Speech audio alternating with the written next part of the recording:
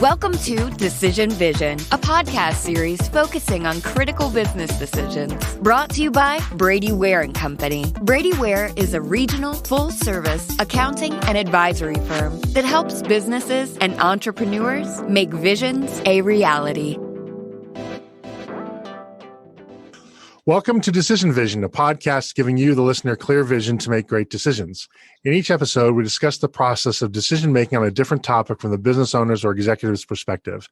We aren't necessarily telling you what to do, but we can put you in a position to make an informed decision on your own and understand when you might need help along the way. My name is Mike Blake, and I'm your host for today's program. I'm a director at Brady Ware & Company, a full-service accounting firm based in Dayton, Ohio, with offices in Dayton, Columbus, Ohio, Richmond, Indiana, and Alpharetta, Georgia. Brady Ware is sponsoring this podcast, which is being recorded in Atlanta for social distancing protocols. If you like this podcast, please subscribe in your favorite podcast aggregator, and please consider leaving a review of the podcast as well. So today's topic is, should I actively use LinkedIn? And, this is an interesting topic, I think, from so many levels. One, the pandemic has created opportunities and necessities that I think are far-ranging, and I don't need to lecture people by now. It's at least here in the United States, it's been a year since this thing has really hit. And we know what kinds of changes that it has created. And one of them has been that we're just not selling and marketing the way that we once were. That will likely come back as we enter sort of a trans-pandemic and then a post-pandemic world. But for the time being, if you want to talk to people, for the most part, at least in the United States, it's going to be in some digital, virtual format. And then when we consider that there's been massive displacement in our country and elsewhere with respect to employment, people are turning to LinkedIn once again in droves, because that is at least one way that you're going to get your next job, particularly if you're in a technical or a professional field. And then finally, it's good to kind of touch base, because the social media landscape is changing so rapidly and evolving that, while LinkedIn has maintained its space, and of course Facebook has maintained the space where it is, and YouTube and so forth, we're seeing new entrants such as Clubhouse that is all the rage. We're seeing the ascent of TikTok and so forth, which is setting the world on fire.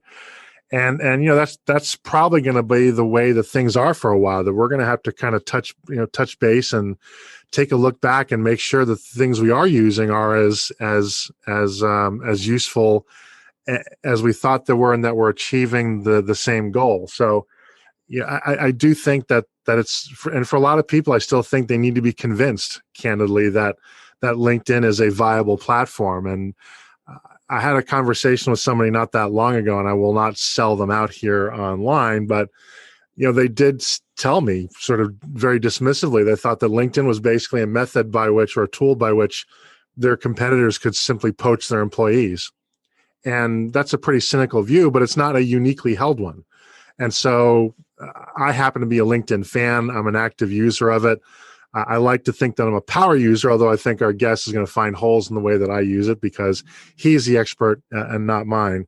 But we're very fortunate that joining us today from Surfer's Paradise, Queensland, Australia, and I've got to ask about that, is Adam Houlahan, who is CEO of Prominence Global. Adam is an international keynote speaker specializing in LinkedIn strategies for entrepreneurs and CEO of the highly successful LinkedIn agency, Prominence Global. He hosts arguably the world's largest free online LinkedIn training event, with thousands of people registering every 10 weeks, and is considered to be one of Australia's leading experts in harnessing the power of LinkedIn for business.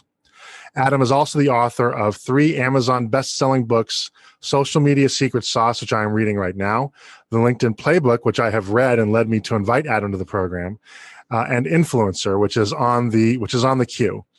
Adam co-authored a 4th international bestseller, Better Business, Better Life, Better World. Prominence Global is, you'll find, very different. They help their clients position themselves as industry leaders who are the envy of their peers. They developed a range of support services to cater to every need. They host free web events.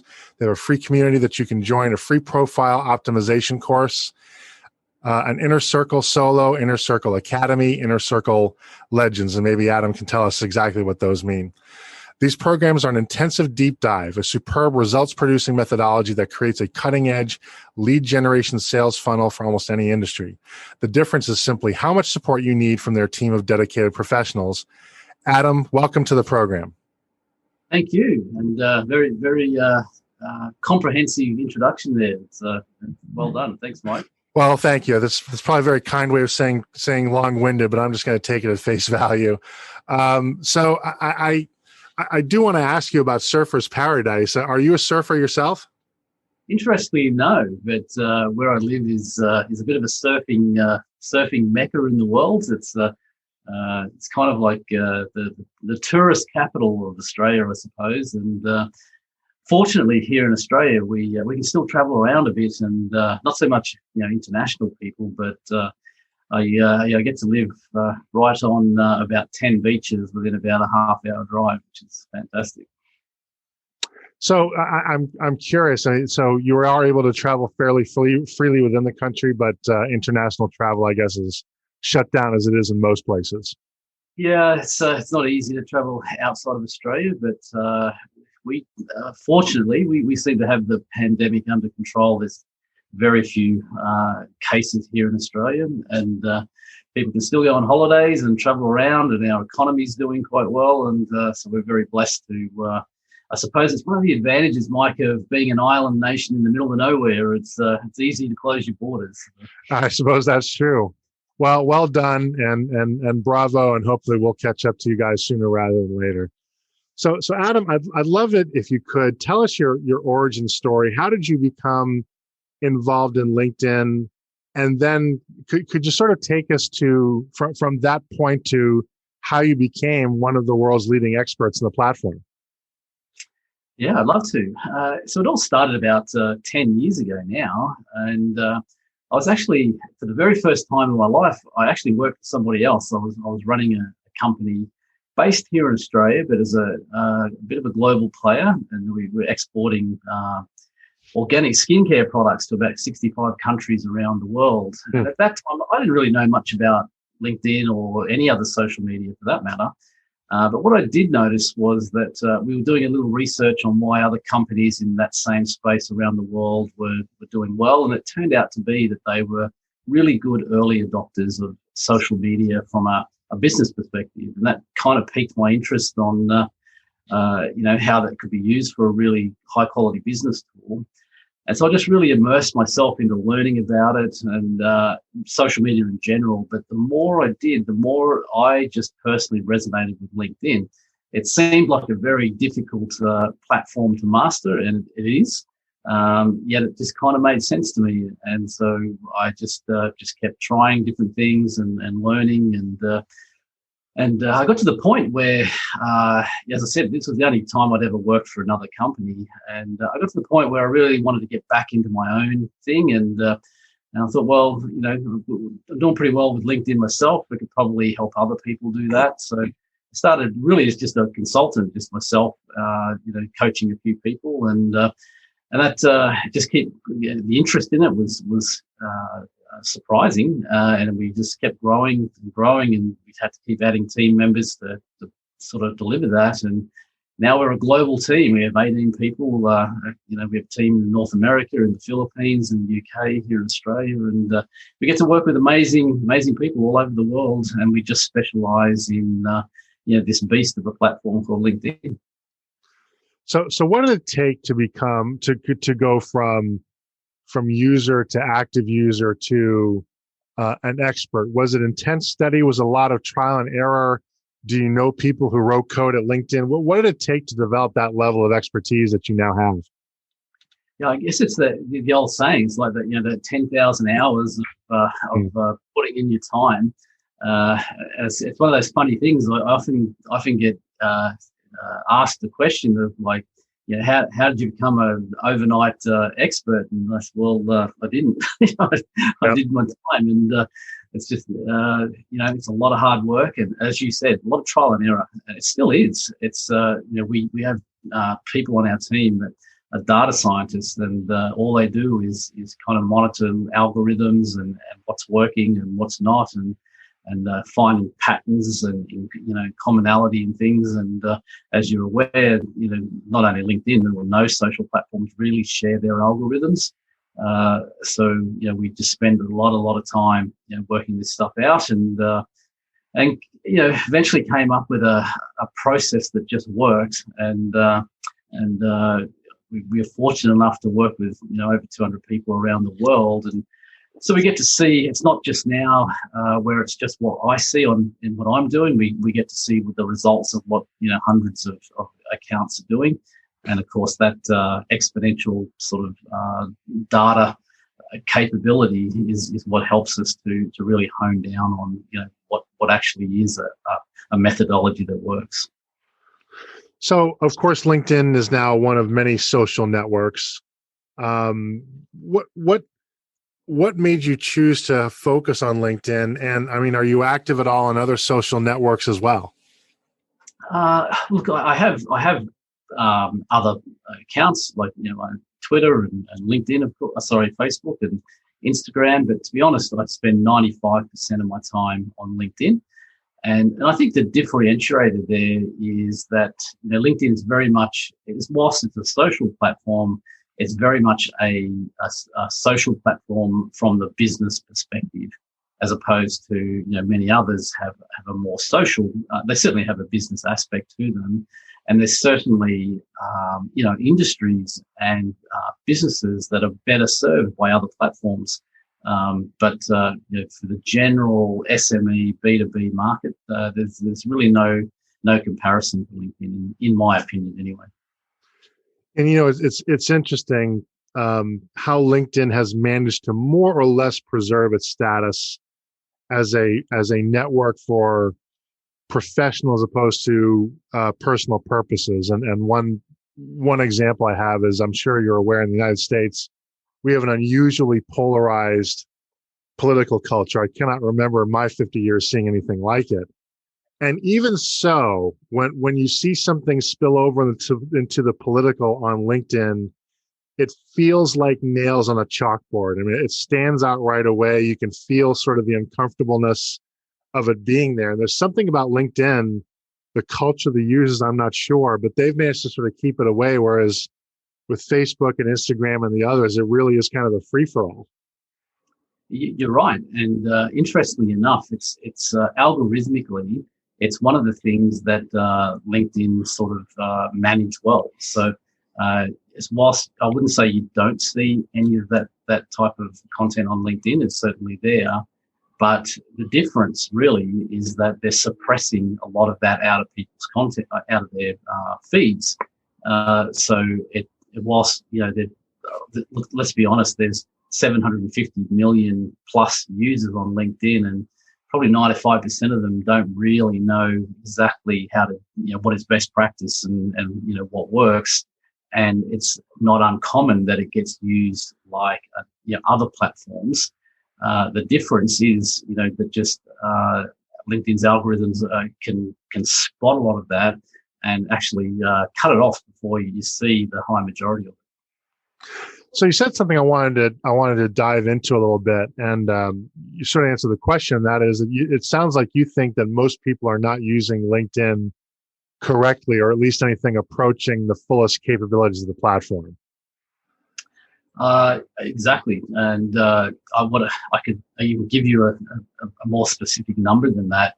In my opinion, it's probably about the top 0.02% of people truly understand how it's to leverage it to its greatest capability, and are rewarded by it was interesting. You sort of mentioned earlier about someone you had a conversation with that had that view that it was just a place to poach team members and things like that. And I'm not saying that type of thing doesn't happen. It certainly does. But the real power of LinkedIn is and I'm going to get some pushback on this one, but what I'm going to say is it's actually not a great sales platform, and that's what most people are trying to use it for. And the people who truly get the results from it, truly understand its power, are not actually trying to use it as a sales platform. However, because they know how to do it well, they enjoy more sales off the back of that process than 98 or 99% of people on the platform. And I'm curious, you may not have specific insight, but I'm curious, do you think that LinkedIn was designed to be as complex as it is, where there's only a very small number of intelligentsia, if you will, or the Illuminati that really understand LinkedIn to its core? Is that the intent, or is that something that's simply evolved over time as new ideas, new functionality, new data has become available? Yeah, Mike, it's a great question. And I think the reality is, I think it's just evolved over time. And if you really go back to LinkedIn's early days, it really was a job site, to be honest. Yep. It was like you just, it's a place where you parked your resume. So it's certainly, and whilst it's still, used for job, placement, and very, very well, some of our most successful clients are recruitment agencies.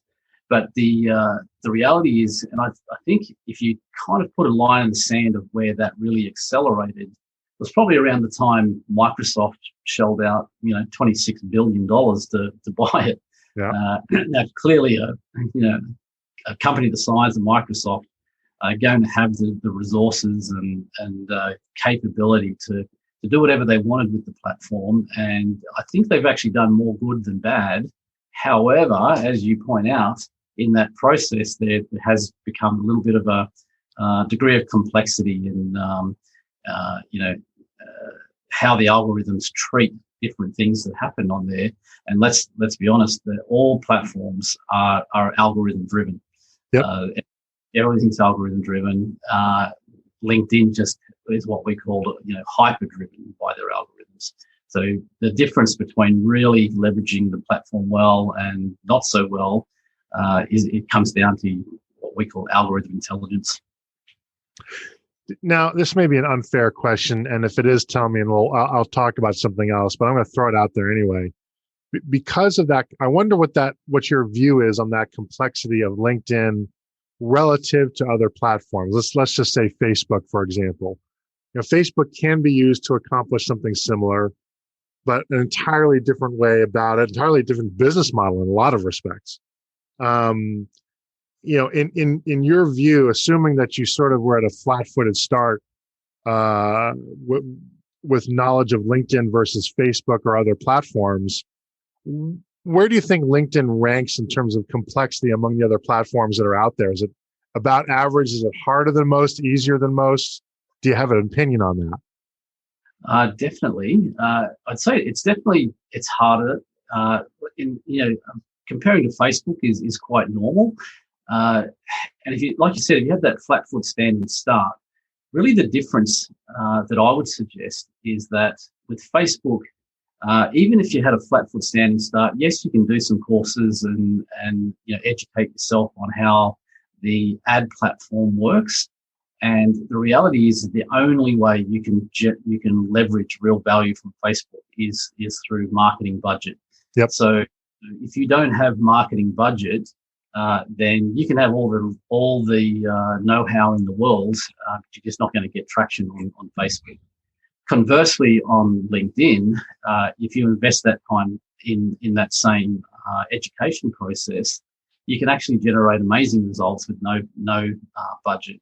And you actually alluded to the reason, which you said was that a difference in business model. LinkedIn's business model is incredibly different to Facebook. Facebook is a pay to play. It is just that simple. Yep. Everything's driven around the ad platform. With LinkedIn, LinkedIn actually wants or generates the very high majority of their revenue through subscriptions, meaning that people have a subscription to the premium platform, Sales Navigator, the recruiter licenses, and there's a whole bunch of other ones out there as well. So they have in my opinion, a much better model because it's what we call a recurring profit model. They get paid every month, regardless of, the value of ads. They do have an ad platform, as you know, but it's really not the main driver of their revenue.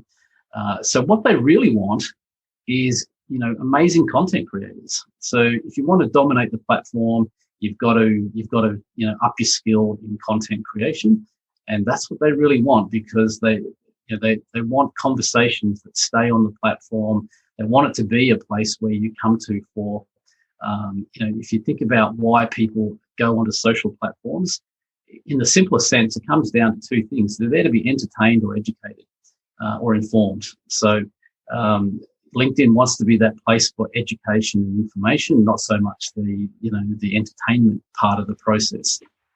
And I think they've just done a really good job at doing that. But as we've said, it's getting the traction on that is not simple. So you touched on something that I wanted to make sure to ask. And of course, LinkedIn now does have fee-based services that do something. Each one kind of does something a little bit different, which is interesting. It's not just a tier, but it's a scope. What's your view on the fee-based LinkedIn services? And do you think that the typical power user ought to at least strongly consider investing in one or more of those services? Again, it will. If you're saying for a power user, then 100% you are going to have a Sales Navigator subscription. Now in the US, I think that's around $65 a month. It's around 100 Australian dollars, kind of converts to the same thing. 50 odd pound in the UK, that sort of thing. So it's not a big investment. Like realistically, if you're really going to leverage a platform for high level business use and success, $60 odd a month is not a big investment. There are, as you said, other higher level subscriptions, but the reality is for the high majority of users, you can do incredibly well with that, with that subscription. What do you think is the most understood thing about LinkedIn? What do a lot of people get wrong? Most misunderstood, would you say? Yeah, most misunderstood. Yeah. So I think the most misunderstood thing is that there's this belief that it's an amazing tool for sales, and the reality is it isn't. What it is an amazing tool for is positioning yourself as a subject matter expert, and using that platform to reach out and educate and inform a marketplace that leads to having conversations off the platform. What the high majority of people are doing, and as you mentioned, with everything that went on in 2020, there was a massive amount of people that moved to LinkedIn. Some of them were already there, but there's a lot of people that would have a LinkedIn profile because someone just told them they should have, but they never really used it. So a lot of those people started using that account, or they came across to set one up for the first time, and through a mixture of not really understanding how the platform works and desperation for having to develop a new business model of how to get conversation, how to network, so to speak. They really missed the true value of what LinkedIn's all about. And interestingly enough, LinkedIn actually had to react. There was so much, let's just say, low quality activity that they actually introduced a spam filter even for messaging. So, in the old days, well, when I say the old days, I mean like 2019, but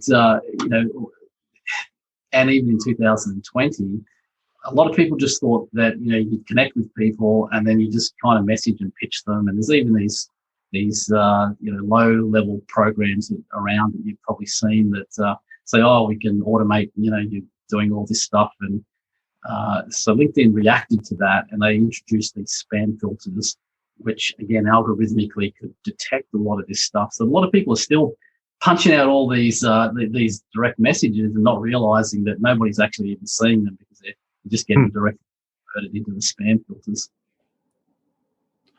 So How much time does one have to invest to use LinkedIn in your mind properly? I know that's a loaded question because I imagine your answer might be that theoretically you can invest every minute, every day in it. But from a sort of a typical power user's perspective that doesn't have banks or armies of data analysts and personal assistants and so forth, but somebody just says, look, I want to become fluent in LinkedIn. I want to make it a big part of how I position myself in the market. How much time do you think a typical person who wants to accomplish that needs to budget, say, on a weekly basis? Yeah, it's a good question. And what I would suggest is there's a big difference between the terminology you're using as a power user is going to be a different level of use than to the majority of people that just wanted to get some good results. What I would say is, a power someone that in that top 0.02% that we were talking about earlier, who are really doing this at a high level, on a monthly basis, it takes about 75 hours per month of work to make it happen. But the reality is that you don't necessarily need to be at that level to get results. And, you can certainly get results at a lower level. And the reality is, if you're very strategic with your time, and you sort of work to a plan, you can really get good results if you invest about an hour a day. Okay. So, I mean, it is something that realistically somebody could embark on themselves and do something useful with it, sounds like. Yeah, 100%. You don't have to just be those in the power users to get results. It's not like a deadline in the sand where above it you're getting results and below it you're not. Sure. It's just a diminishing sort of level of result, as you tear down to that. But look, we've proven it many times over with many people in, like, as you mentioned, some of our programs, our solo programs. That's what it's designed for. Is hence the name solo, means do it yourself. But if you follow the methodology and you diligently implement that hour or so a day, you can get very good results. So, when you embraced LinkedIn and you were moving towards expert level, what was it about your LinkedIn experience that made you feel like, okay, I'm onto something. I'm successfully using this platform. I'm becoming a power user. What was the feedback, if you will, that LinkedIn was giving you that told you that you were really onto something and you're getting good ROI on your time invested? There's probably two different versions of that there. So one part of it for me was actually being invited by Microsoft to become one of their Australian-based ambassadors. So obviously that gave me a lot of intel into probably levels that many other people didn't get. I still regularly get contacted by them for my thoughts and whatever on certain things. So that certainly is at a different level. But in the more general sense, I think it was just the fact that I was able to take a business. In fairness, I've owned 4 or 5 companies prior to this. I wouldn't say I'm a beginner as far as building a business, but I was certainly a beginner as far as building a LinkedIn business. But how quickly we got traction, how quickly we were able to get growth, and clearly we were using our own sort of IP, and we were using LinkedIn as the platform to generate all of that business. So the success we had from going from me being a single sole consultant to a team of 18 people, that was certainly a consistent journey, and that's still a growing journey now. So that was really the validation for us, I suppose. So I'm gonna steal one thing from your book, and I hope that you don't mind, but I just think it's a critical question for the podcast, and that is for a LinkedIn user, what should be their KPIs, their key performance indicators they're looking at to ensure that, or track whether or not what they're doing is the right thing, so that either they keep doing it if it's doing well, or they do something else if they're not getting results. Realizing it's not a sales platform, so judging it by the number of sales you generate is neither appropriate nor fair. what would be the appropriate KPIs to look at as a LinkedIn user? Great question. I would suggest that it's still appropriate and fair to track those sales conversations and conversions, albeit that they should be happening off the platform. But it's what, the KPIs are what generates those conversations and sales on the back. So really it breaks down to a few key things. It's not a lot of stuff that you don't want to bog down in spending all your time on analyzing metrics and whatever. But what you should be tracking on a regular basis is not only your growth in first degree connections, but more importantly, it's the acceptance rate. So how many connection requests you send and how many are being accepted. If that's below 30%, then there's a problem. There's a problem there. It means that the market's not resonating with what you're doing. It means that either your profile needs some work, or your messaging and connection strategy needs some work. So that's the number one thing. You've got to maintain above a 30% acceptance rate. Whether you send 10 connection requests or 100 doesn't matter. It's the acceptance rate that actually does matter. And then the second thing is you should be you have to be creating content. If you want to get traction on LinkedIn, you've got to be a content creator. So you need to be sort of across, what level of traction is that content getting? So how many views are you getting? And where are those views? Are they LinkedIn's trying to make a connection between your profile, who you're connecting with, and the content you're creating. And if they can understand that, then they're going to show it to the right type of people. So you've got to look at some of the metrics they give you on, who is viewing your content and where they are, and is that aligned with the type of people you want seeing your content. So they're the two key ones in that area. And then, of course, the final one, in my opinion, is how many people are willingly moving from LinkedIn into your database, meaning your CRM, your email list, whatever. And again, I don't mean these cheesy sort of platforms and bots and things that go and scrape a whole bunch of people's information and put it. That's apart from the ethical the issue of that. Right.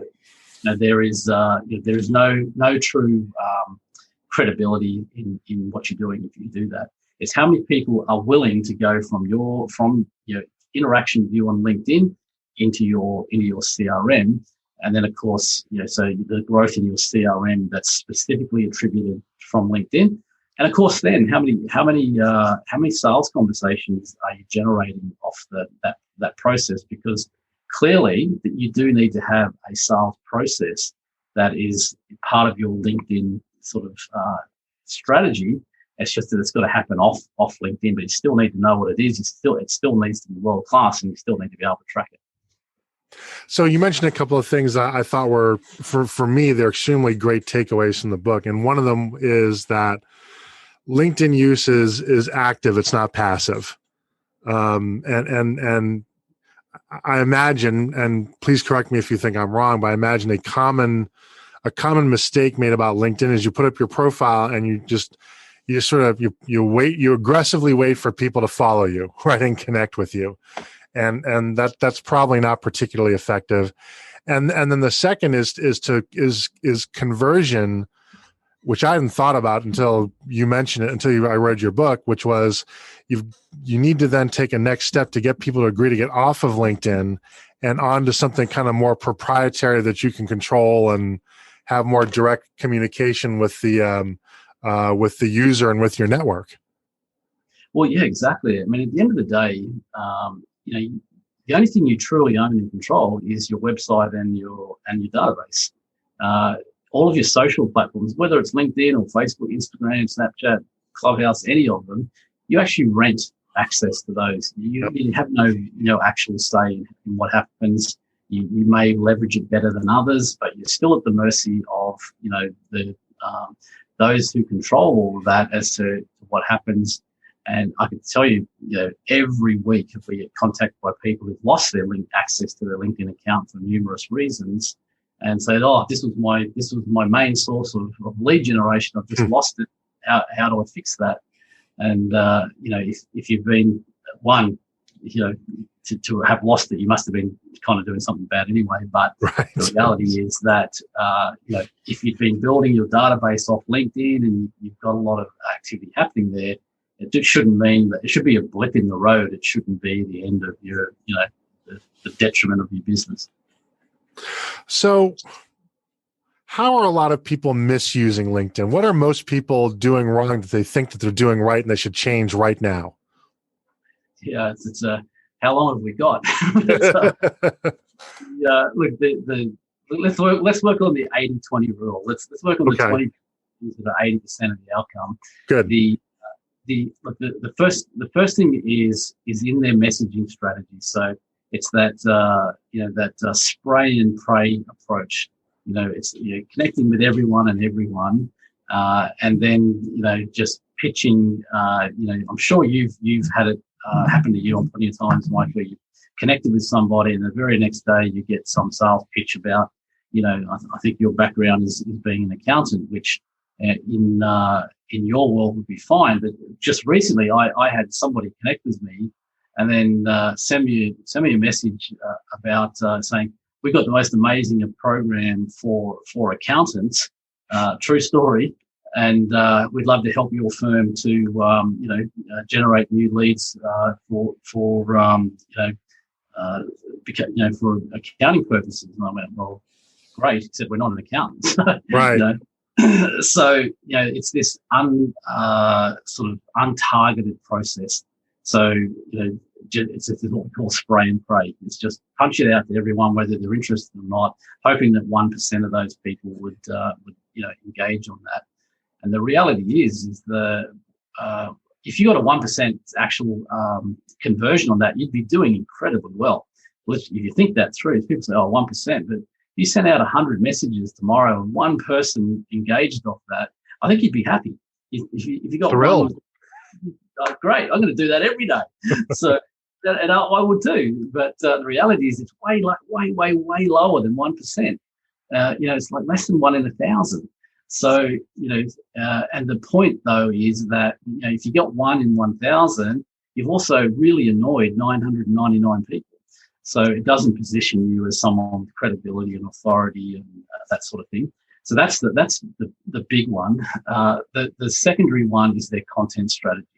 So they're pitching, using it like they've probably got a Buffer account or Hootsuite or one of those scheduling platforms, and they're punching out the exact same content across multiple platforms because somebody said it was really cool to do that. The reality is that LinkedIn doesn't like content that has like links to external content. So if you're sharing content that takes people off the LinkedIn platform, doesn't matter where you take them. It's whether you go to your website or a landing page, or you could write a post and link to an article on LinkedIn's blog and say, "Well, this is the greatest piece of content ever created, and everybody should read it." LinkedIn will still suppress it because their bots and algorithms are not looking at what the content is. It just says, does it have a link there? Yes. Okay, this is not quality content. So, and I guarantee right now, if you went and scrolled through your LinkedIn profile, you wouldn't have to go past 2 or 3 before you'd see one where you've got exactly that type of content. But the interesting part of that, Mike, is even though you see that one, there's 100 for every one you see that are being suppressed that you don't see because their algorithms are just filtering them out. That's interesting. I tend to rely on outside information when I do my posts. I happen to have a chart of the day, and I don't write these charts myself, so I want to give due attribution to the people that created it. And I do link, and that probably is undermining my visibility. But at the same time, since I am in effect ripping off somebody else's content, I feel like that's a price I have to pay ethically to give credit where credit is due, frankly. And you're right. I mean, if it is someone else's content, you should be doing that. And you should be attributing them or giving them the kudos for it. The message here is it's not really the best use of content for LinkedIn. You want to really get traction. You need to be the author. You need to be the creator of the content. You need to be the one with the opinion. And you again, just sort of touching on something you said earlier about the political scene in the US with the polarization. It's very, very true. Is that you actually, in some ways, you can use your content for polarizing an audience in a positive way. And what I mean by that is that at the end of the day, there's thousands of people potentially viewing that content. Not every one of them are going to be in alignment with it. So by having a bit of an opinion about something, you can polarize an audience, and the ones who are not your tribe, so to speak, say so, and then the ones who are. So you keep sort of interacting and engaging with those ones. I'm sure your previous president, let's just say, was very, very good at polarizing audiences, but he was also very, very good at then leveraging the part of that market that did resonate with his message. He wouldn't have been president if it hadn't been. And it's the reality is that your content strategy really has to be as you, the author, more so than someone else's content, because basically what you do is transfer that authority to the author of that content. Right. We're talking with Adam Houlahan, CEO of Prominence Global, and the topic is, should I actively use LinkedIn? We just have time for a couple more questions, and then we have to let you finish your day and your at least a nominal work week. How do you keep up with with the LinkedIn algorithm changes?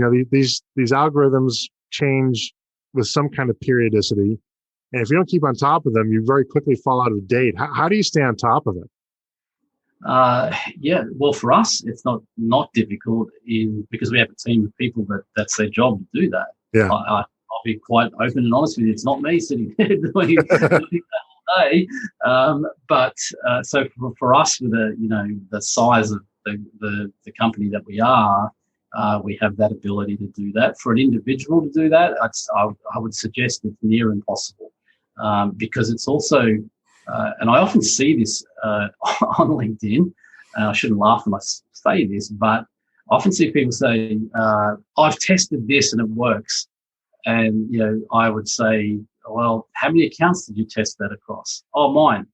Great. You think that means it's the same for all 750 million of us on LinkedIn? I guarantee you it isn't.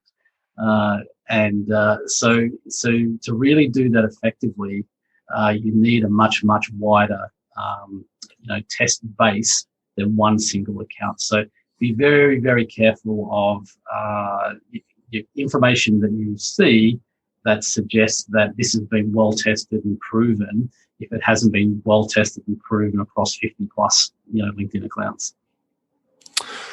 So as we wrap up here, I suspect at least some of our listeners are thinking about, they're thinking very, I think, critically about their LinkedIn profile right now. What's one thing you'd suggest that people go look at first, just in their LinkedIn profile, to make it more attractive, to make it more impactful on the platform? Look, Mike, the easiest thing would be go on our website. We have a free profile optimization course there. Over 17,000 people around the world have used that to improve their profile. But again, if we do the 80-20 rule, you've got to have a really good background image. You've got to have a good profile image. You've got to have written your about section, the thing that talks about yourself, really, really well. But what is really, really well, it's well documented and outlined in that free course, and I'd highly recommend that. I guarantee you, just if you implement what's in there, it will immediately put you in the top 5% of that 750 million profiles. Adam, this has been wonderful, and I cannot thank you enough for being so generous with your time. If people want to contact you for more information, or maybe your organization, what's the best way for them to do that? Obviously I spend a lot of time on LinkedIn. So if you're going to connect with me though, make sure you leave me a message and say, hey, it was on Mike's podcast and I want to connect. Otherwise I probably won't accept it. But other than that, just go even to my personal website, it's adamhoulahan.com, and you can link off to our company site and everything there. Well, very good. That's going to wrap it up for today's program. And I'd like to thank Adam Houlahan so much for joining us and sharing his expertise with us. We'll be exploring a new topic each week. So please tune in so that when you're faced with your next business decision, you have clear vision when making it. If you enjoy these podcasts, please consider leaving a review with your favorite podcast aggregator. It helps people find us so that we can help them. Once again, this is Mike Blake. Our sponsor is Brady Ware & Company, and this has been the Decision Vision Podcast.